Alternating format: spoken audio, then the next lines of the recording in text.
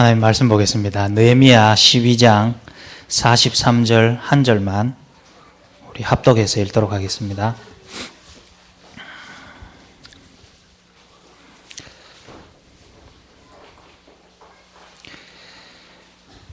같이 읽습니다. 시작. 이날에 무리가 큰 제사를 드리고 심히 즐거워하였으니 이는 하나님이 크게 즐거워하게 하셨음이라.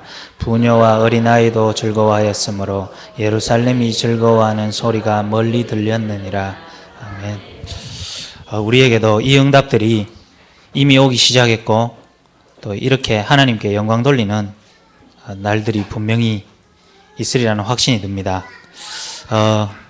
얼마 살지는 않았지만은 태어나서 처음으로 상견례 기념 예배 가는 거는 이거는 전무후무한 응답인 것 같습니다. 기독 교회사에 없는 일이지 싶고 하나님이 이 땅을 만드시고 창조하신 이후에 처음 있는 일인 것 같습니다. 그 축복에 이게 제가 섰는 것 같습니다. 그래서 지금 뭐 결혼 얘기가 실시간 생중계되고 있는 것 같아가지고 굉장히 지금 떨리는 마음으로 결혼에 임하고 있습니다. 한번 모든 부분들이 계속 강단을 통해 전달이 되어질 것 같습니다. 진행 상황들이. 그래서 교인들이 함께 기도해주는 과정이구나 이렇게 축복으로 누려야지 제가 이게 생각을 똑바로 못하면 틀린 응답을 받게 되겠죠. 그래서 제가 오늘 하나님 주시는 말씀을 제 가운데서 어떻게 받고 그 안에서 한 주간 제가 어떻게 이제 응답받아 가겠는가를 포럼하는 시간이 되었으면 합니다. 하나님 우리에게 전도자의 삶이라는 말씀을 한 몇 주간 계속 주십니다. 그리고 오늘은 문화정복이라는 단어를 주셨는데 물론 우리 교회에 하나님이 문화를 정복하는 일들을 지금까지 해오셨고 올해는 특히 더 큰 응답들로 세상 문화와 또 흑암 현장에 문화의 정복의 역사를 주셨는데 그건 우리 교회, 우리 각자가 다 받은 응답들이 모여져서 드러난 결과지요. 뮤지컬 또 세상에 한 거 누구 하나의 특출난 사람의 노력과 결과로 된 것이 아니고 우리 초대교회 모든 성도님들이 오늘 말씀대로 개인과 교회와 자기 맡은 현장에서의 응답들이 모여져서 드러난 것이 뮤지컬이죠. 그래서 내 인생에 뮤지컬을 통해서 앞으로 세상 문화를 바꾸겠다 이렇게 여러분이 말씀을 받으면 여러분하고 오늘 강단하고 말씀이 잘 안 맞을 수 있거든요. 하나님은 우리 각자에게 정복해야 될 문화 현장이 반드시 있습니다. 그래서 그 부분을 하나님 우리에게 앞으로 응답을 주실 거죠. 그 개인들이 받은 응답들이 다 모여서 드러난 것이 뮤지컬이고 앞으로 드러난 것이 영화가 될 거고 앞으로 우리가 알지도 못하는 문화 현장과 분야에 하나님은 계속되는 응답들을 주실 겁니다. 그래서 하나님 오늘 우리 이 자리에 문화정복이라는 말씀을 주셨고요. 그래서 제일 처음에 우리에게 개인 인생의 정복들이 일어날 것입니다.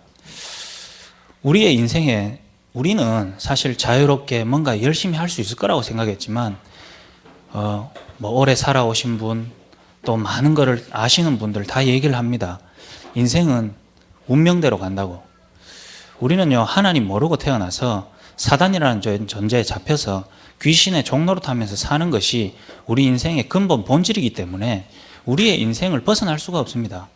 그 안에서 잘 살고 경제도 가지고 열심히 노력하고 할 수는 있지만 결국은 시작과 마지막이 동일합니다. 마귀의 자녀로 태어나서 마귀가 가야 되는 지옥에 끌려가는 것이 우리 인생의 근본 운명이고요.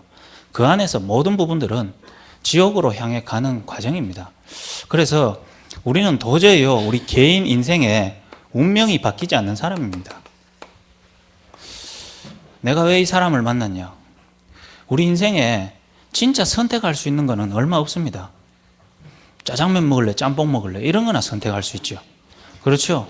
내 인생 이래 생긴 거, 이런 가정을 만난 거, 내가 이런 사람을 만나서 결혼하는 거, 결혼해서 나오는 자녀들, 그 속에서 내게 갖고 있는 실력과 기능, 재능, 지식 이런 거요 다 우리 수준이 딱 정해져 있습니다.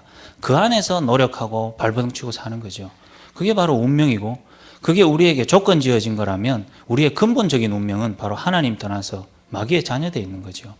그게 도저히 바뀌지 않는 운명인데 우리 하나님이 전도자로 부르시고 전도자의 삶을 살아가는 과정 중에 야, 정말로 내 자신이 복음 안에서 정복이 됐구나. 그래서 내 인생의 주인이 하나님이고 하나님이 내 인생을 바꿨구나. 이거를 간증할 수 있는 그날들로 하나님 우리를 이미 부르셨고 그날을 향해 가는 것입니다. 그 간증과 증거가 가지고 있는 초대교회 120명을요. 로마가 막지 못했고 어떤 제국도 막지 못했습니다. 그래서 몇백 년간의 핍박도 그 개인들을 이겨내지 못하고 사자굴 속에서도 또 카타콤 속에서 숨어 있어도 그 개인이 복음으로 정복이 되니까 어떠한 조직과 힘도 막을 수 없는 게 됐습니다. 하나님이 우리를 부르셨는데 우리 개인이 복음으로 정복되어지는 내가 정말로 하나님의 것이구나. 하나님이 날 사랑하셔서 나와 함께 하시는구나. 이 축복을 누리는 사람으로 바꾸기를 원하시죠. 문화정복 중에 문화정복은 우리 자신이 복음 안에서 완전히 바뀌는 것입니다. 그래서 사람들도 보고 알아요. 네 보니까 하나님 살아계신다.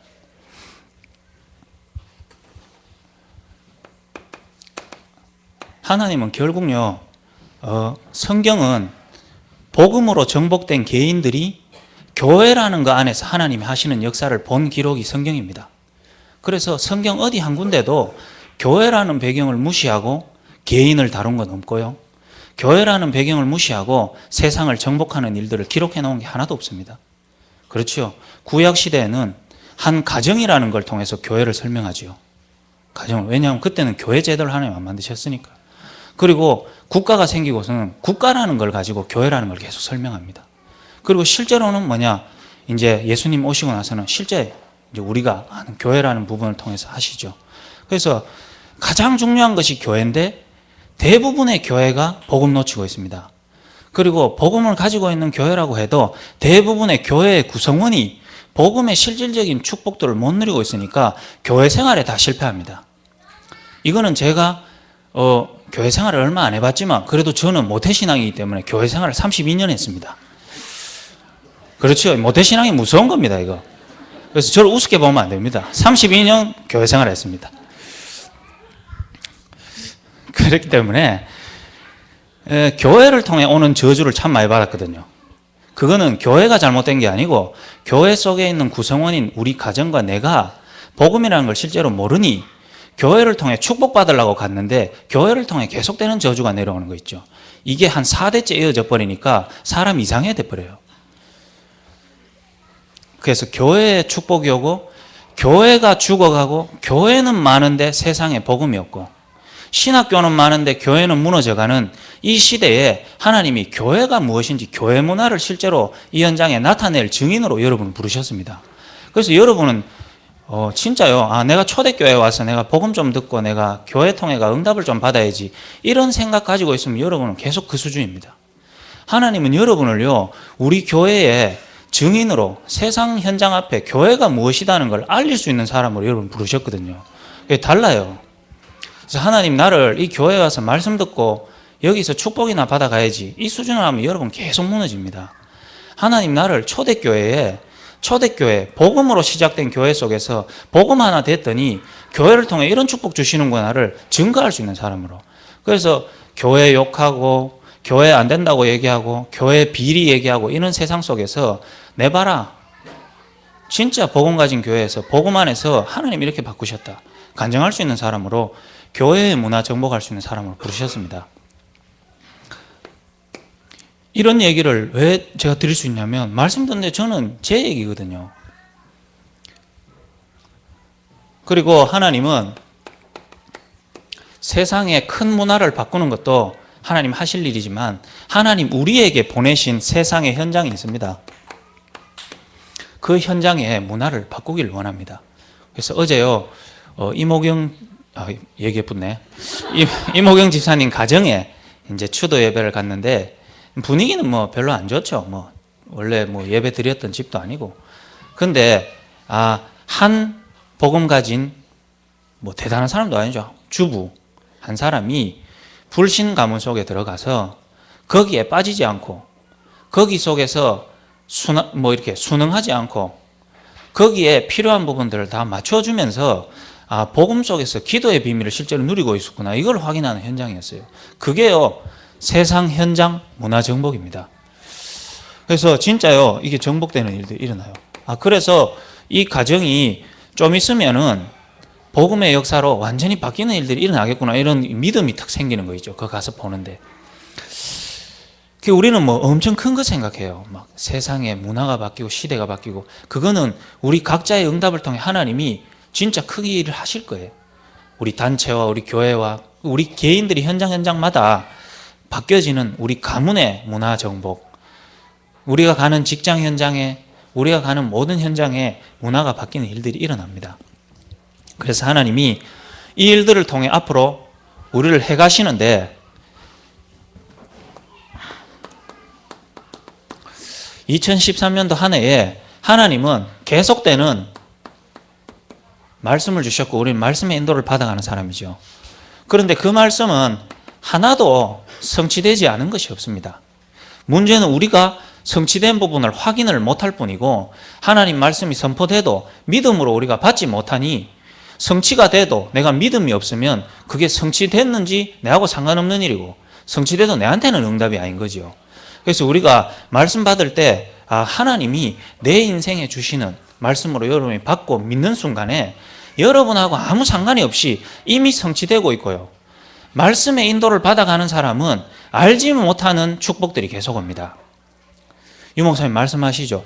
알지 모르게 이유도 모른 채 받는 저주가 있고, 이유도 모르고 계속 지나가는데 계속 축복받는 게 있어요. 그게 바로 여기 있습니다. 하나님은 계속 말씀의 성취를 이뤄가시죠. 말씀의 인도를 잘 받아가는데 내 삶이 왜 계속 문제가 옵니까? 하나님이 문제를 줘서 말씀 가운데 하나님이 깨닫게 하시는 바를 계속 깨닫게 하시려고 그러는 거예요.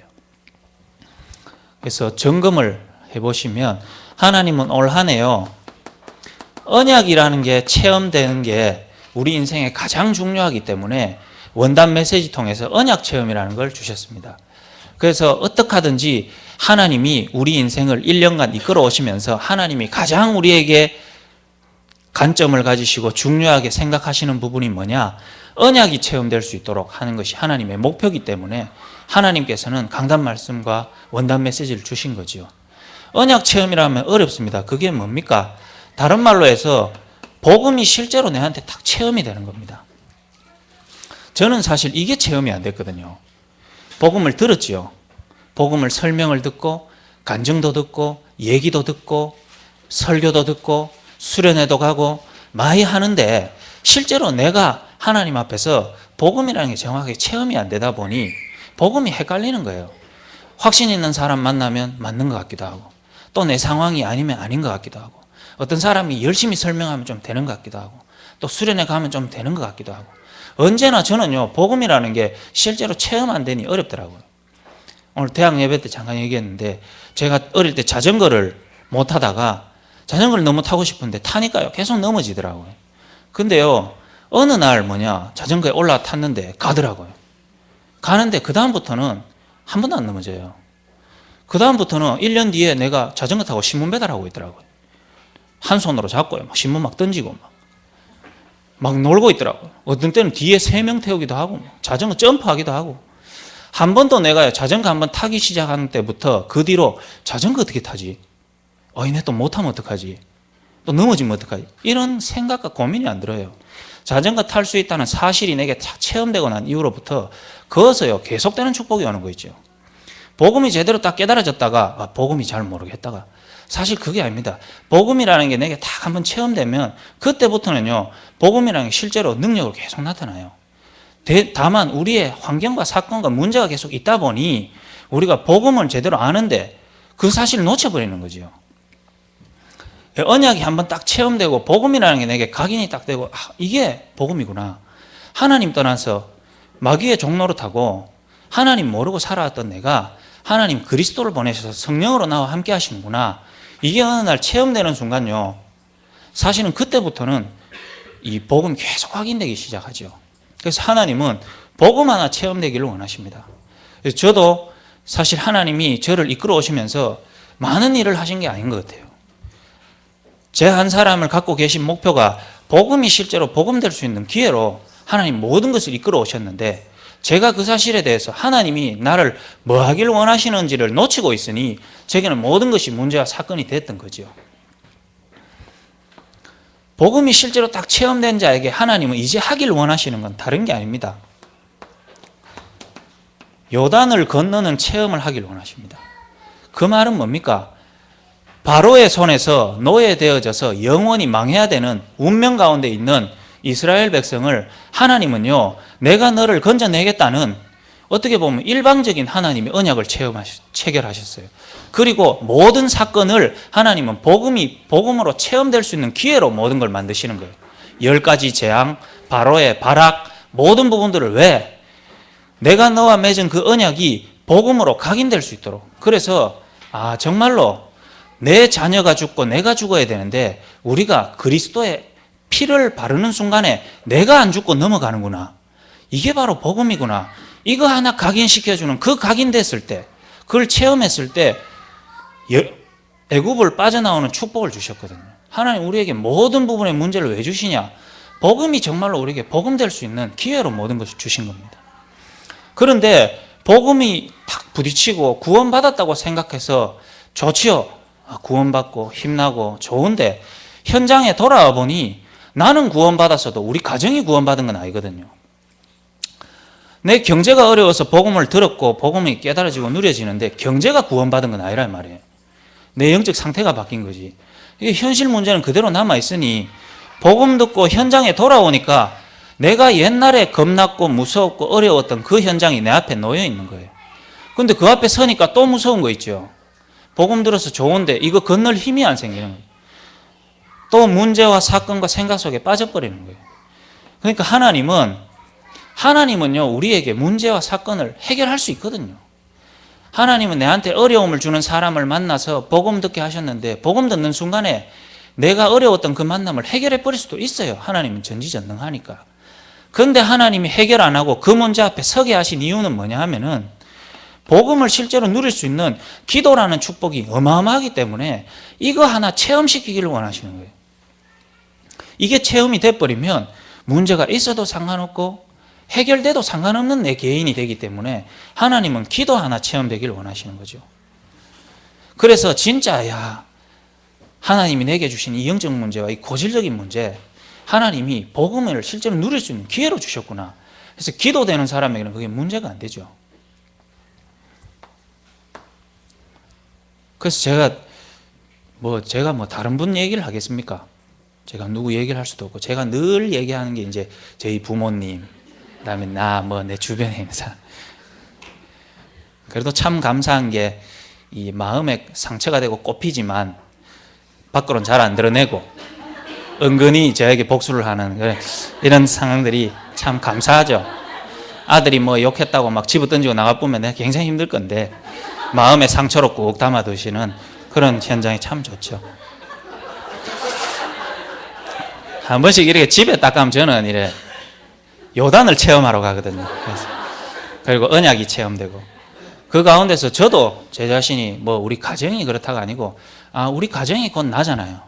가정이 곧 나예요. 내가 집을 얘기하는 게 아니고 집 속에 있는 나를 얘기하는 거거든요. 그래야 내가 안 빠지죠, 거기에.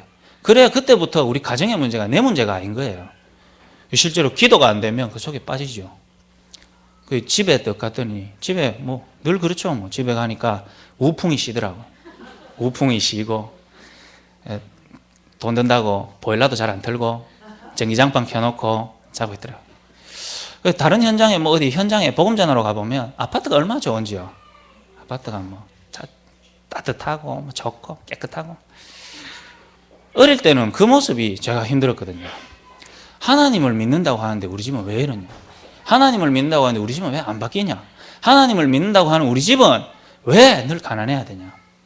그게 실제로 내가 복음이라는 게 제대로 체험이 안 되고 이해가 안 되니 실제로 기도의 비밀이 못 누려지니 언제나 내 환경 속에 내가 빠져버리는 거죠. 그러니까 저는 그렇게 살아야 되는 거예요. 그 안에서 발버둥 치고 노력하고 바꿔보려고 하고. 저는 이제는 좀 보여요. 하나님은 우리 집에 가난이라는 걸 지속시키기를 원하시는구나. 이게 보여버렸어요. 기도가 바뀌어버렸어요. 하나님은 우리 집에 어려움을 계속 주셔야 되는구나. 그래서 하나님은 복음 안에서 진짜 참 행복을 누리기를 원하시는구나. 우풍이 들어오는데, 입이 돌아가는데 내가 복음 때문에 행복해야 돼요. 그렇죠? 내가 참 하나님을 알게 됐고 하나님 자녀 됐구나. 그래서 춥고 배고프고 어려워도 하나님 안에서 모든 걸 가졌구나. 그 사람에게는 우풍이 문제가 안 돼요. 그렇죠? 우풍 집에 많이 들어오는가 봐요, 사람들은. 단적인 예인데, 하나님은 우리가 그렇게 되기를 원하시는 겁니다. 하나님은 악해서 우리가 가난하고 어렵게 살기를 원하는 게 아니라, 가난하고 어려운 환경을 통해서 복음이 복음될 수 있다면 하나님 모든 목적을 거기 가지고 계시기 때문에 우리에게 진짜 필요한 거, 원하는 걸 주신다는 것을 모르니까, 제가 기도가 실제로 안 되니까 늘 원망, 불평, 상처가 떠나지 않는 거죠. 하나님에 대한 원망, 사람에 대한 원망들. 그러니까 내 개인이요, 벗어날 수 없는 그 환경 속에 빠지니까 또 그 문제가 오는 거예요. 이런 우리를요, 하나님은 건널 수 있도록, 진짜 복음 안에서 하나님이 넘어서게 했구나. 이럴 때요, 하나님은 이건 도저히 우리 수준 아니다 하는, 하나님은 연약하고 없는 우리를 통해서 여리고를 체험하게 하십니다. 여리고 정복의 체험을. 이미 하나님 우리를 이 목적을 가지고 부르셨는데 우리가 모르니요. 이 여리고의 체험 중에 체험은 뭔 줄 압니까? 진짜요, 이건 다른 말로 하면 전도인데, 전도라고 하면 어렵고 우리의 생각이 바뀌는 것이 진짜 전도입니다. 사실은 이게 안 돼서 그렇거든요.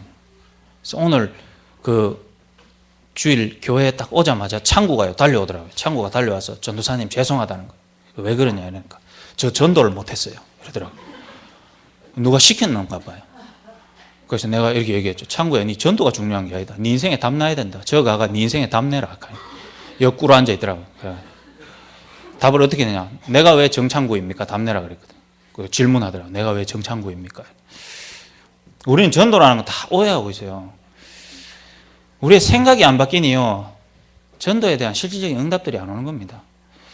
이스라엘 백성은 노예로 되어 있었고 속국되어 있었는데 다른 나라 정복한다, 이거는요 자기 생각으로는 되지 않는 일이에요. 그러면 그 생각 속에 빠져 있는 사람은 자기들이 하는 일이 뭡니까? 다 그 수준에서 하거든요. 노예된 생각 속에서. 내가 노예니까 요거 하고, 노예니까 요 정도 하면 되겠지. 하나님은 우리를 그렇게 부르신 게 아니고요, 하나님은 여기서 빼내서요 도저히 우리 생각과 우리 수준과 상관없는 일들을 진행하시는 겁니다. 대신에 우리의 생각이 안 바뀌니 실제로 복음과 기도가 실제로 안 되는 거예요. 제가 미션홈 생활을 통해서요 한 7년, 6년 있으면서 하나님은요 제 생각을 바꿔보십니다. 그래서 응답이라 할 것도 큰 것도 없고요, 한 것도 없고, 있으면서 하나님이요 복음이 복음될 수 있고 기도의 비밀을 조금 맛보게 하시고요, 그 안에서 제 생각을요 계속 바꿨는데, 생각 바뀌니 보는 게 바뀌고 내 자신이 바뀌어버리는 거 있죠. 이거를 체험하게 하시거든요. 그런데 미션홈 생활을 오래 하고 적게 하고 간에 모든 미션홈 가운데서 응답받는 사람은 이게 바뀝니다. 그런데 미션홈을 7년 있었고 8년 있었고 10년 있어도 이게 안 바뀌는 사람은, 사실은 그 사람은 미션홈을 하루도 살았는 게 아니거든요. 하루를 살아도 이게 바뀌는 사람은 미션홈이 뭔지 깨달아버린 사람입니다. 그래서 한 렘넌트가 미션홈에 와 있는데요, 지금 상황이, 예를 들어서 미션홈에 들어왔는데, 미션홈에 들어오니 사실 별 할 건 없고 그냥 생활하고 있는데 집에서는 좀 오라는 거예요 자꾸. 왜냐, 원래 집에 일도 많은데 일도 도와줬고 일이 또 필요하고, 그러니까 아버지는 오라 하지. 또 엄마는요 너무 애가 귀하고 오랜만에 난 자식이라서 너무 감사하고 귀하고, 그러니까 자꾸 보고 싶고. 근데 얘는 미션홈에 큰일을 하는 것도 아니고 맨날 놀고 있는데, 그러니 와서 일도 좀 도우고 엄마도 보고 하면 좋지 않겠냐. 그래가지고 일하러 갔더니 미션홈에서 또 뭐라 하냐. 네가 임마 미션홈에 왔으면 훈련받고 인도받아야지, 집에 왜 계속 가냐 임마. 그것은 뭐하냐 임마, 꿀 발라놨냐 임마. 야가요 집에 가가 막 열심히 일하고 하는데도 생각 속으로 그래, 미션홈에 가야 되는데 내가 지금 뭐하고 있냐. 집에 와갖고 누가 그런 얘기 하니까요 시달리는 거예요. 그래도 집에 저리 자꾸 엄마도 이해되고 아빠도 이해되는데 뭐 해야 됩니까? 그러니까 답답하지요. 그래서 제가 불러서 설명을 해줬어요. 네 그 생각으로 있다 보니까 미션홈 속에서 계속 갈등이 오는 거다. 하나님은 그 생각을 바꾸기를 원하신다. 하나님은 네에게 진짜 뭐냐, 이 모든 상황들이 네 생각이 바뀌면 그때부터는 축복과 응답으로 계속 오는데 네가 그게 안 된다. 왜 그러냐? 하나님이 하필 그런 가정과 가문에서 너를 미션홈으로 부르신 이유가 뭐냐? 이 생각이 네가 안 되니까 너는 중요한 축복 속에서 다 놓치고 있는 거다. 아, 그렇지. 우리 가정이 복음을 정확하게 잘 몰랐지. 그러니 복음 아닌 다른 것들이 우선순위 돼서 살고 있었구나. 그 속에서 하나님 나를 렘넌트 때 부르셔서 복음이라는 거 하나를 각인시키기 위해서 어떻게 보면 내가 지금 고민될 수 있고 어려운 상황 속에서 복음이 무엇인지 깨달을 수 있는 기회를 주셔서 미션홈에 있게 하셨구나. 그 생각을 딱 가지고 청소도 하고 일도 하고 놀고 하다 보면 이 모든 것들이 하나님이 복음이 진짜 깨달아 줄 수 있는 기회로 날 부르셨구나. 이러면 미션홈에 있는데도 축복이요. 그런 가운데서 가정에요. 누가 오라 하면 가면 돼요. 가서 뭐냐? 일을 해주면서 그래, 우리 아버지에게 이 일이 중요하냐? 하나님은 복음이라는 걸 더 소중하고 중요하게 깨닫기를 원하시지 않냐? 그럼 내가 오늘 일 도와주는 것도 중요하지만 내가 바라보는 생각과 내가 아버지에 대한 기도가 다르게 나오겠죠. 그래, 우리 아버지가 복음 알아야지. 복음 알고 가문에 종교로 가는 이 영적 문제를 끊어야지. 이렇게 일하면 일이 달라요. 어머니를 딱 보면요, 그렇지. 어머니에게 내가 우상되어 있었구나.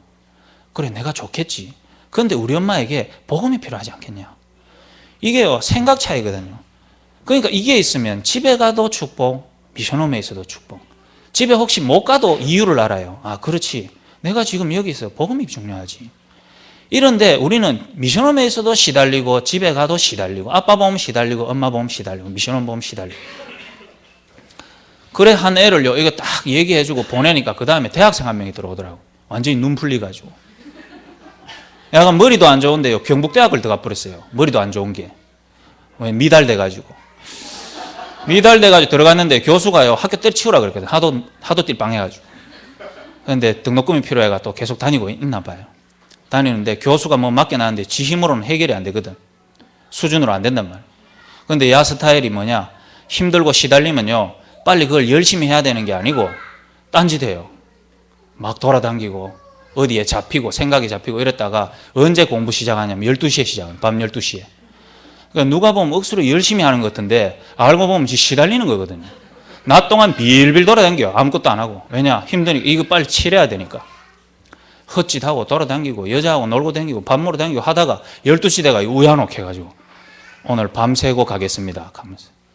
그거를 이 야 상태를 모르면 임마 억수로 경북대학교에서 열심히 공부하는 것 같은데 알고 보면 시달리고 있다니까요. 그래서 제가요, 미션홈으로 당장 택시 타고 들어오나 그랬거든. 그러니까 지 입장에서는 나 이거 빨리 해야 되는데 열심히 해야 되는데 왜 미션홈에 들어오라 하지? 그게 아닙니다. 생각을 바꾸라고요. 하나님이 지금 나를 이 대학에 보낸 이유가 뭐냐? 이 대학 굳이 다닐 이유 있냐? 그 하나님 미션홈 속에서 내게 뭐 깨닫기를 원하냐? 그래서 미션홈 속에서 내가 발견하고 누려야 될 게 뭐냐? 그래서 이 생각을 바꾸면 모든 것들이 기회이자 축복이거든요. 그래서 네가 지금 영적인 힘이 없다. 그러다 보니 환경과 사건 속에 빠져버리고 복음이라는 걸 실제로 못 누리고 복음에 대한 비밀을 누리도록 그 능력 안에서 하나님이 그 현장을 정복하라고 보냈는데 네가 그게 안 되니까 계속되는 시달림과 문제 속에 있는 거 아니냐. 그래서 다른 건 많이 하지 마라. 공부 안 되는 거 열심히 하려 하지 말고 집에 일찍 들어오고 낮에 할 수 있으면 하고 못하면 하지 마라. 그리고 안 되면 잘려라. 그리고 네가 순서를 바르게 해라. 그래서요, 예배 드릴 때 맨 앞에 앉으라 그랬거든요. 맨 앞에 딱 앉더라고요. 얘기하더라고요. 공기가 다릅니다. 이러거든. 공기가 다르죠. 당연히. 뒤에 앉아가 맨날 졸고 있었거든요.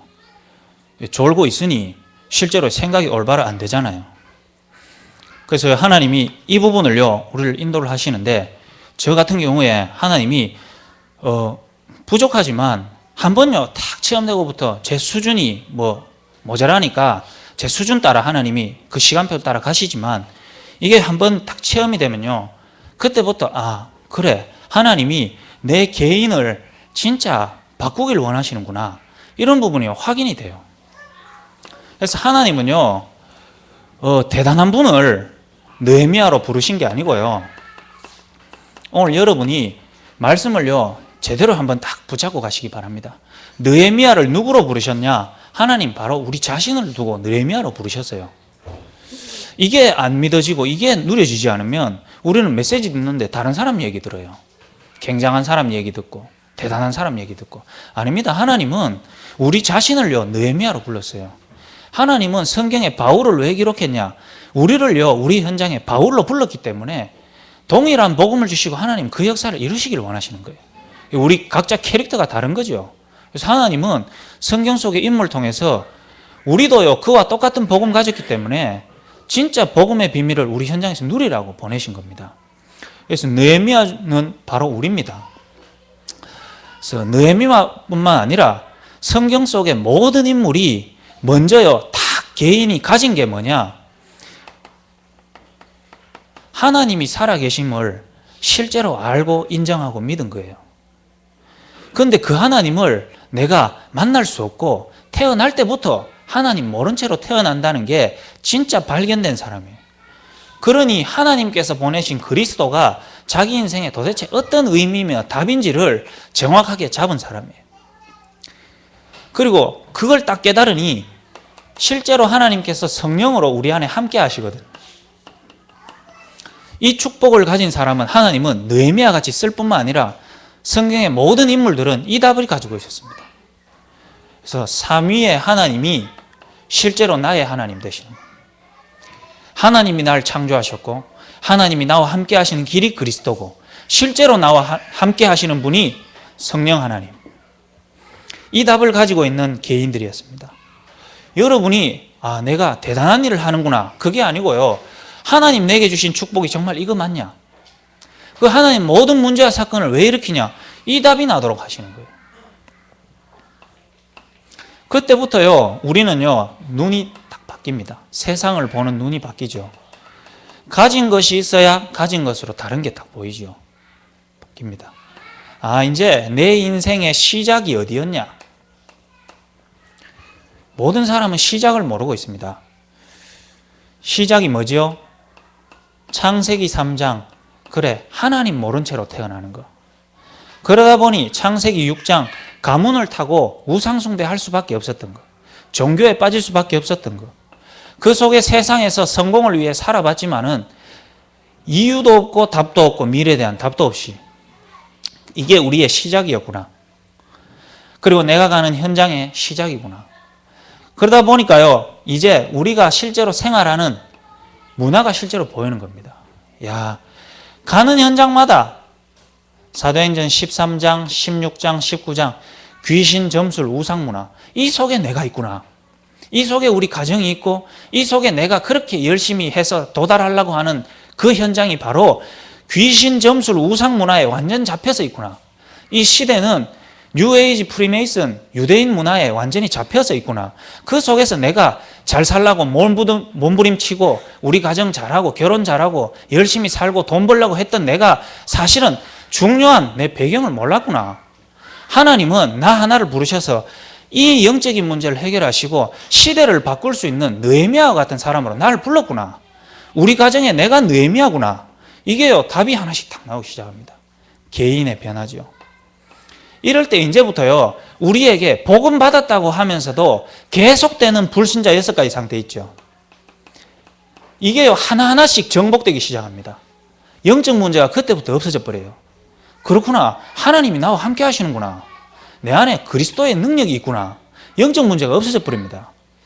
정신 문제가요 그때요 끊겨요. 왜냐하면 기도가 되니까요. 육신 문제, 삶의 문제, 미래 문제, 후속 문제가요 내게서는 하나하나씩 해결되는 역사가 일어나고 신자의 7가지 축복들이 이제부터요 내게 실제로 답이 되는 겁니다.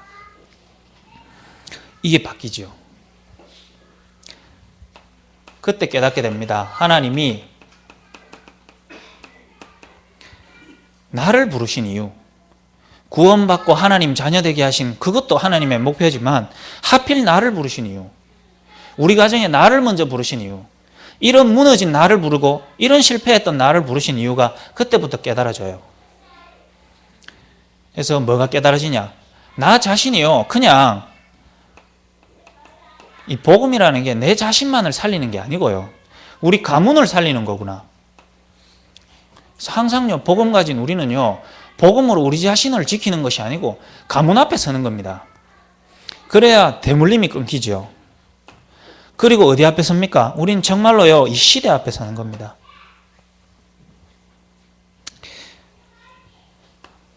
교회의 문화가 실제로 정복이 됩니다.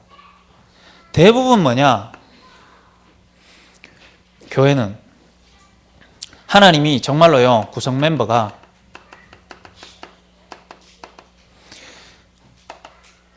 새신자 통해서 우리 교회 중직자분으로 세워주셨고,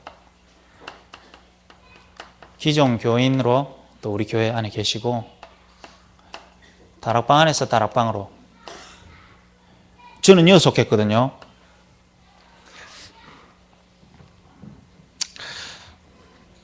누가 중요하고 안 중요하고 아니죠. 하나님이 우리 교회에 모아주신 중요한 사람들입니다. 이 각자가 개인들이요, 정말로 하나님이 나를 이러한 모습으로 이 교회에 있게 하신 하나님의 계획이 발견이 안 되면 이게 이제 갈등이고 개인의 상태 속에서 오는 계속되는 갈등과 문제지요. 하나님은 아시고 이렇게 불렀거든요. 다락방에서 다락방에 옮겼다고 뭐 죄인 아닙니다. 내가 그렇지 않습니까? 그렇지요. 하나님 그렇게 하시는데 어떡하겠어요? 하나님이 옮겼는데. 그럼 다시 갈까요? 가라 해도 안 가겠지만은 진짜 하나님이 그렇게 하셨기 때문에 하나님의 계획을 찾는 것이 중요하죠. 근데 우리는 그 계획은 못 찾고 이래 돼보는 거야. 저기 이래 돼보는 거야. 맞죠? 네가 뭐 한다고 이래 돼보는 거야. 그러니까 하나님은요, 어떻게 해야 되겠습니까? 계속 두드려야 돼요. 그래서 이 세 분 구성 멤버인데 내가 지금 얻어 터지고 있다 이렇게 하면 내가 하나님 계획을 모르구나 이렇게 하시면 됩니다. 내가 와서 여기서 말씀 성취 속에 축복받고 있구나. 내가 바르게 이 교회에 온 이유를 깨닫고 지금 누리고 있구나 이렇게 하시면 되고, 뭔가 교회에 왔는데요, 이제 신선함이 사라지고 제정신이 차려지고 이제 거기서 이제 보일 것들이 보이고 막 열받고 막 뭐 체질 올라오고 이러면은 내가 여기 와서도 모르고 있으니 하나님이 과거에 때린 대로 날 또 때리고 있구나. 이제 어디로 가야 할 것인가 하면서 찾으셔야 됩니다. 제가 참 여기 이래 옮겼다 보니까 이런 말을 할 수 있죠. 그냥 계속 얻어맞아 봤었기 때문에. 그리고요, 이 속에서 우리 개인들이 항상 누려야 되는 게, 하나님은 우리를요, 현장에서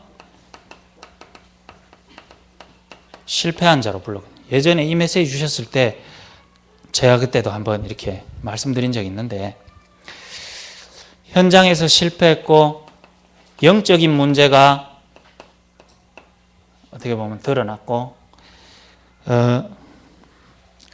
이런 부분들이요, 제가요 처음에는 인정이 안 됐어요. 솔직하게 말해서. 그러다 보니 하나님이 주시는 은혜와 축복들이 내게만 누려지지 않는 거 있죠. 현장에서 실패해서 이제 교회에 이제 딱 와보니까 뭐 잘 모를 때 교회에 와보니 예를 들어서 마약 문제에 오래 시달리다가 이제 교회에 온 분이 있어요. 그러면 누가 봐도 현장에서 실패했구나. 마약 때문에 가정도 무너지고 개인도 무너지고 개인 영적 문제 와서 지금 시달려서 복음이라는 걸 들으러 왔구나. 그 모습을 딱 보고 이 말씀을 딱 들으면, 그래, 교회는 현장에 실패한 자가 오는 게 맞지. 그런데 그걸 보고 있는 나는, 그럼 나는 뭐가 실패했지? 난 대학생이고 나름대로 공부도 하다가 이 교회에 오게 됐는데 나는 그게 이제 안 보이는 거 있죠.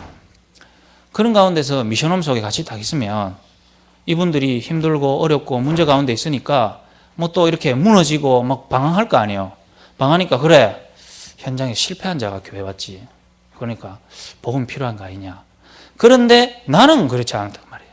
저는 이렇게. 예를 들어서 그런 갈등과 문제 속에서 그분들이 나를 힘들게 하면 어떻게 됩니까? 나를 힘들게 하면. 그거는 상황이 달라지는 거거든요. 저 사람이 왜 교회 와가 나를 힘들게 하지? 이렇게 되는 거예요. 아시겠습니까? 그렇게 되는 거예요. 저는 이 말씀이 저한테 별로 이렇게 안 부딪혔거든요. 영적 문제가 드러났지. 예를 들어서 뭐 이게 누가 봐도 저 영적 문제다 이런 사람 있잖아요. 보면서 그래, 저 영적 문제, 저 복음 필요하지. 근데 그 사람이 내한테 해코지 하는 거하고는 또 다르거든요. 맞잖아요. 그럴 때 실제 우리는 시달린단 말이에요. 교회 안에서. 근데 제가요, 하나님이 은혜로 내가 왜 실패했고 내가 실패했기 때문에 하나님이 이 교회로 부르셨다는 사실을 내가 깨닫게 하셨어요. 이게 축복이죠. 이게 축복이에요. 예를 들어서, 그게 예를 드는 건데, 예를 들어서 영적 문제 있고 뭐 마약이나 이런 문제로 무너져서 힘든 분들이 예를 들어서 나를 힘들게 하거나 미션홈을 힘들게 하거나 여러 가지 뭐 별로 힘든 것도 아닌데 그 상태가 이렇게 할 때 이분은요, 내가 정말로 이게 영적 문제구나. 그래서 내가 정말 그리스도가 필요하구나. 이렇게 돼서 또 말씀 앞에서 복음으로 답을 얻고, 그래, 나의 이런 부분을 허락하신 게 하나님이지. 그래서 내가 그리스도 필요하지. 이렇게 깨닫는 반면에 나는요, 저 영적 문제, 힘들겠다. 저 사람 왜 나를 힘들게 하지? 도대체 왜 이렇게 하나님 허락해 하시? 이런 일을 만나게 하셨을까? 이렇게 하고 나는요, 복음이 답 안 되고 내 혼자 시달리더라니까요. 그런 나를 하나님이 딱 보게 하셨는데 어떻게 보게 하셨냐? 너는 저 사람이 드러난 영적 문제의 어려움으로 복음이 필요할 수 있는 은혜를 주셨는데 너에게는 복음이 필요한 은혜가 없구나. 그러니 나는요, 내 수준으로 살아야 되는 거예요. 하나님의 역사가 내한테만 없는 거예요. 하나님이 실제로 나와 함께 하시는 그 복음의 비밀이 내게는 별로 안 필요한 거 있죠. 실패 중에 실패라는 사실이요, 그때 딱 깨달아졌어요. 복음 없어서 복음이라는 게 얼마나 중요하고 소중한지 모르고 살아야 될 인생을 하나님은요, 복음 하나 깨달을 수 있는 현장으로 나를 부르신 거 있죠. 그래서 누가 제일 실패한 자냐? 제가 제일 실패한 자였어요. 교회에서 와 있지만 괜찮아 보이고 뭔가 열심히 해 보이고 일 잘하고 뭔가 잘하는 것처럼 보이는데 영적 문제 제일 심각한 사람이에요. 사단이라는 존재가 붙잡고 있는 가정과 개인이 도대체 어떤 문제인지를 모르고 있고, 하나님 떠나서 복음이라는 게 사실적으로 누려지지 않는 그 문제가 얼마나 심각한 문제고, 이게 우리 수준과 노력으로 안 되는 문제인데, 그래서 하나님의 은혜가 필요한데 그게 없는 내가요, 진짜 영적 문제 심각하다는 사실을요, 하나님이 이 안에서 깨닫게 하셨다니까요. 그러니까 내가 왜요, 여기에서 왜 계속 교회나 미션홈이나 여러 만남 속에서 힘들고 어려운지가 이해돼요. 복음 모르니 불신자 욕구 상태가 계속 올라오니까 하나님 안에서도 비교의식, 피해의식, 뭔가요, 상처. 당연히 교회는요, 갈등 올 수밖에 없죠. 그러다가 교역자까지 하니까요. 계속 갈등, 모든 부분들이. 지금 생각하면 그 모든 것들이 기회이자 축복이 내 생각을 바꿀 수 있는 기회였는데 갈등되는 거 있죠. 그러니까 사명, 그 다음에 올인이 안 됐던 게 제 자신이었던 것입니다. 그래서 하나님은 이런 우리를요, 한 사람을 세운다 그랬는데 하나님이 우리 모두를요, 우리 개인이 모델 되기를 원하십니다. 하나님이 여러분을요, 모델로 부르셨어요. 그래서 어떤 모델이냐? 진짜 우리 가문과 내 있는 현장에 하나님이 성경적 전도가 무엇인지. 근데요, 우리 교회나 앞에서 인도받아 가시는 분의 방향이 이거하고 안 맞으면 여러분이 이 안에서 모델의 응답을 받을 수가 없는 거예요. 뭐 당연한 거죠. 배가 다른 데로 가는데 그 안에서 뭐 아무리 받으려고 해도 안 되죠. 하나님은 성경적 전도의 방향으로 가는 교회와 지도자를 선택하신 이유는 그 방향으로 함께 갈 사람을 모으겠다는 거잖아요. 그래서 방향이 너무나 중요한 것 같아요. 지도자와 교회의 방향이 어디냐, 이게 사실은 우리 개인들의 뭐 상태 이전에 그 방향이 정말 중요한 것 같습니다. 현장을 가볼 때마다. 그래서 방향이 진짜 뭐냐, 초대교회에 일어났던 성경적 전도운동을 이 시대에도 하겠다. 그게 우리 교회다.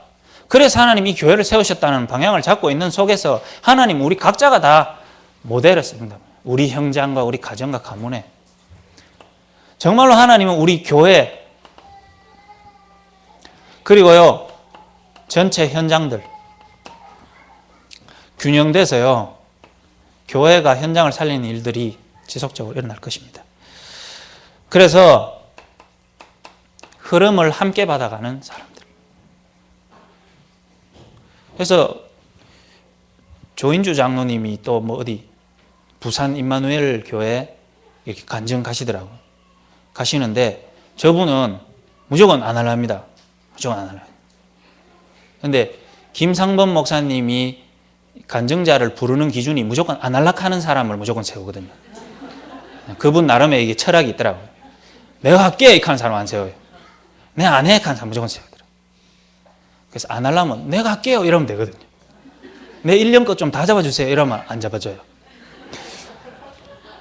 내 아이면 누가 합니까? 또 올바른 사람 있어요. 내 해야죠. 이러면 안 잡고 진짜 내가 안 해. 이런 사람은 시켜요. 근데 간증을 뭐 이렇게 하시고 우리 같이 이렇게 돌아다녀 보면은요, 흐름상 안 맞는 사람이라면 지속 안 되거든요. 그리고 부르지도 않고 잠깐의 쇼킹을 줄 수도 있고 뭔가 충격은 줄 수 있는데 그분들 다 오래 못 가더라고요. 다 오래 못 가고 간증하다가 자기가 무너져 보더라고요. 대부분이. 그건 왜 그러냐 하면 그 받은 응답들이나 뭐 이게 틀렸는 게 아니고요. 방향과 흐름이요. 뭔가 이게 안 맞으면은 그 순간에 뭐 간증을 할 수는 있어도 그 흐름이 지속이 안 돼요. 그러니까 반짝 뭐 쓰임받고 지금 보이지 않는 사람도 많거든요. 이 흐름이 뭐냐? 전체 하나님이 이 단체 통해서 하시는 그 메시지의 방향과 이 세계보고만 해나가는 방향하고 교회의 강단과 교회의 방향하고 내 현장 속에서 흐름 속에서 응답받아가는 사람이 모델입니다. 그래서 이런 사역자와 이런 방향 속에서 우리가요, 하나님이 이미 우리에게 주신 응답과 축복들이 있거든요. 그래서 이 방향 속에서 우리가요, 하나님이 이런 부분들을 우리에게 계속 이제 바꿔나가기를 원하시는 거죠. 그래서 하나님이 성경적 전도운동의 실질적인 비밀인 20가지 전도 전략을 하나님 우리에게 모델로 주십니다. 그러면 이제 세상 현장 정복 있습니다. 이때까지 우리 개인이나 현장이 교회당 중심으로, 그렇다면 우리는 뭐 해야 됩니까? 현장마다 실제로 눈에 보이지 않는 교회들을 계속 세워야 되겠죠. 우리 자신이 교회고 현장에 지역마다 말씀운동의 장들을 펴야 됩니다. 앞으로 주실 축복들, 이거는 뭐 목사님께서 개인들 앞으로 응답 받을 거기 때문에 성탄 축제와 뮤지컬 그리고 후대 키우는 일들을 주셨습니다. 이런 부분들이 하나님이 올 한 해를 마무리 지으면서 점검이라는 메시지 주셨고, 상견례 예배 그래가지고 대학부 예배 시간에요, 생각 바꿔야 된다고 예를 막 들고 있었거든요. 생각 바뀌어야 돼. 생각이 기도고 뭐 하는데 갑자기 문 펑 열리더니 막 2부 예배 니다 이렇게 생각이요 바로 잡히 부는 거 있죠. 그래도 예배를 드리고 있는데 갑자기 문이 펑 열리면서 2부 예배 니다 이렇게 생각 바꾸고 그게 기도고 이렇게 하는데 갑자기요 생각이 막 사로잡히 부는 거지. 뭐지 이거? 그래서 생각을 바꾸고 이 얘기들 하나님이 또 목사님 통해서 세우셔서 하라는 얘기는 중요한 일, 또 그리고 어떻게 보면은 인생의 중요한 일 아닙니까? 이 일을 앞두고 사람도 만나고 준비도 하고 하는 이 모든 일에 하나님이 복음 소멸돼 가는 가정과 개인들을 만나는 데 있어서 복음으로 정말로 눈 열고 시작하라는 그 다짐을 하라고, 결단을 하라고 하나님 이 자리 세웠다고 저는 생각을 바꿨어요. 저는 그렇게 생각하니 이 자리가요 굉장한 좀 뭐랄까 해야 되나, 좀 부담이 되기도 하고 마음의 자세도 좀 달라지기도 하고 여러 가지 힘들고 어렵거나 그 미래는 우리가 모르는 일이기 때문에 오늘 내가 믿음의 고백하는 게 중요하지 않겠냐 이렇게 생각을 했고요. 또 하나님이 올 한 해를 마무리 지으면서 또 이제 다음 주에 느헤미야 말씀이 끝나는데 하나님 우리를 느헤미야로 또 우리 교회를 통해서 회복시킬 성전 재건이라는 걸 미리 두고 우리 개인들을 불렀기 때문에 올 한 해 우리 자신이 원단 메시지 주셨던 말씀이 우리에게 어떻게 성취되고 하나님 이 배경을 통해서 내년에 어떻게 일심전심지속으로 교회와 내 개인 통해서 하나님의 역사를 나타내실 것인가를 기대하는 한 주간이 되셨으면 감사하겠습니다. 우리 받은 말씀 붙잡고 한번 기도하겠습니다. 하나님, 주의 사자 목사님 통해서 전도자의 삶과 문화의 정복이라는 말씀을 주셨습니다. 이 말씀이 나에게 주신 말씀이자 선물이기 때문에 이 말씀 속에서 우리 자신이 발견되길 원하고, 이 말씀 속에서 정말 말씀의 성취가 한 해 동안 내게 굉장히 많이 있었구나, 그걸 확인하고 누리는 시간이 되길 원하고요. 바뀌지 않는 우리의 생각이 바뀌어져서 지금 내가 힘들다고 생각하는 모든 것들이 하나님이 중요한 걸 깨닫게 하시는 모든 축복의 기회임을 깨달아 알 수 있는 우리 생각이 바뀌는 귀한 시간 되어지게 해달라고 우리 같이 기도하고 김경렬 장로님 기도해 주시고 마치도록 하겠습니다. 하나님 감사합니다. 하나님, 주의 사자 목사님 통해서 우리에게 주셨던 말씀이 우리 각자 개인에게 하나님의 말씀으로 믿음으로 고백되어지게 하시고 그 안에서 말씀 성취의 실질적인 답을 얻는 자들 되게 하여 주옵소서. 우리에게 주신 축복들이 축복으로 보이지 않는 우리의 생각 때문에 우리가 많은 부분을 놓치고 문제 가운데 아직 빠져 있습니다. 하나님, 우리 자신을 붙들어 주옵시며 정말로 하나님 우리의 생각이 변화되게 하소서. 복음 때문에 우리 생각이 바뀌어서 실제로 기도의 비밀과 복음의 능력을 체험할 수 있는 개인과 가정과 가문이 될 수 있도록 주님 성령으로 역사하여 주옵소서.